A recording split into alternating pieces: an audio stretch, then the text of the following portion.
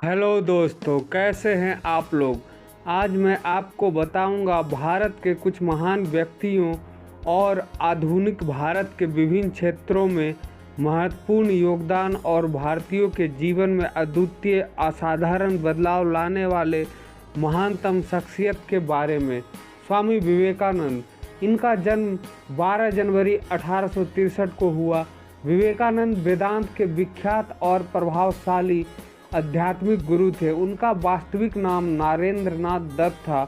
उन्होंने अमेरिका स्थित शिकागो में सन 1893 में आयोजित विश्व धर्म महासभा में भारत की ओर से सनातन धर्म का प्रतिनिधित्व किया था।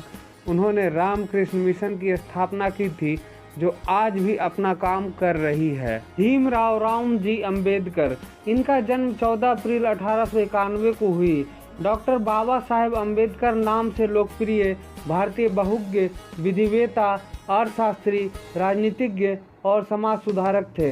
उन्होंने दलित बौद्ध आंदोलनों को प्रेरित किया और अछूतों से सामाजिक भेदभाव के विरुद्ध अभियान चलाया।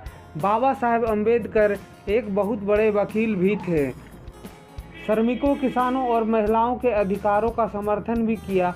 वे स्वतंत्र भारत के प्रथम विधि एवं न्याय मंत्री, भारतीय संविधान के जनक एवं भारत के गणराज्य के निर्माता भी थे। परमहंस योगानंद, इनका जन्म 5 जनवरी 1893 को हुई। परमहंस योगानंद 20वीं सदी के एक आध्यात्मिक गुरु, योगी और संत थे। उन्होंने अपने अनुयायियों को क्रिया योग का उपदेश दिया तथा पूरे विश्व में उसका प्रचार तथा प्रसार किया। योगानंद के अनुसार क्रिया योग ईश्वर से साक्षात्कार की एक प्रभावी विधि है, जिसके पालन से अपने जीवन को संवारा और ईश्वर की ओर अग्रसर हुआ जा सकता है। योगानंद प्रथम भारतीय गुरु थे जिन्होंने अपने जीवन के कार्य को पश्चिम में किया। योगानंद ने 1920 में अमेरिका के लिए प्रस्थान किया। उन्होंने अपना जीवन व्याख्यान देने, लेखन तथा निरंतर विश्वव्यापी कार्य को दिशा देने में लगाया। अरविंद घोष, श्री अरविंद एक योगी एवं दार्शनिक थे। वे 15 अगस्त 1872 को कलकत्ता में जन्मे थे। इनके पिता एक डॉक्टर थे। इन्होंने युवा अवस्था में स्वतंत्रता संग्राम में क्रांतिकारी के रूप में भाग लिया, किंतु बाद में यह एक योगी बन गए और इन्होंने पांडिचेरी में एक आश्रम स्थापित किया। वेद, उपनिषद ग्रंथों आदि पर टीका लिखी, योग साधना, मौलिक ग्रंथ लिखे। उनका पूरे विश्व में दर्शन शास्त्र पर बहुत प्रभाव रहा और उनकी साधना पद्धति के अनुयायी सब देशों में पाए जाते हैं। यह कवि थे और गुरु भी।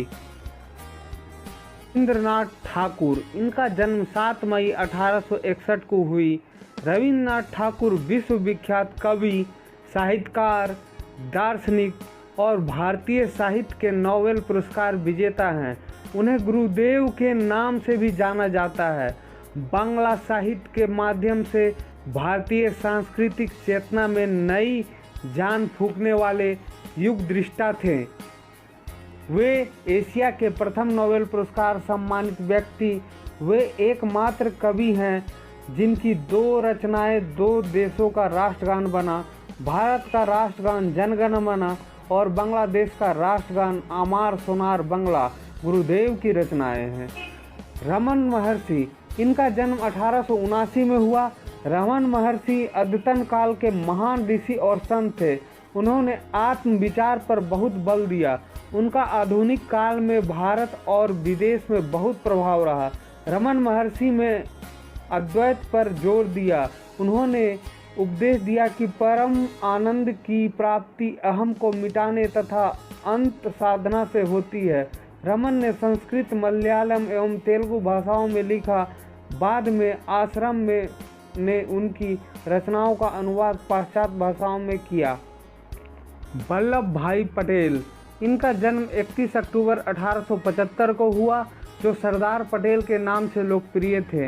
एक भारतीय राजनीतिज्ञ थे। उन्होंने भारत के पहले उप प्रधानमंत्री के रूप में कार्य किया। वे एक भारतीय अधिवक्ता और राजनेता थे, जो भारतीय राष्ट्रीय कांग्रेस के एक वरिष्ठ नेता और भारतीय गणराज्य के संस्थापक पिता थे। जिन्होंने स्वतंत्रता के लिए देश के संघर्ष में अग्रणी भूमिका निभाई और एकीकृत राष्ट्र में अपने एकीकरण का मार्गदर्शन किया। सरदार पटेल को भारत का लौह पुरुष भी कहा जाता है। रामकृष्ण परमहंस भारत के एक महान संत, आध्यात्मिक गुरु एवं विचारक थे। इन्होंने सभी धर्मों की एकता पर जोर दिया। उन्हें बचपन से ही विश्वास था कि ईश्वर के दर्शन हो सकते हैं, अतः ईश्वर की प्राप्ति के लिए उन्हें कठोर साधना और भक्ति का जीवन बिताया। स्वामी रामकृष्ण मानवता के पुजारी थे। धन्यवाद।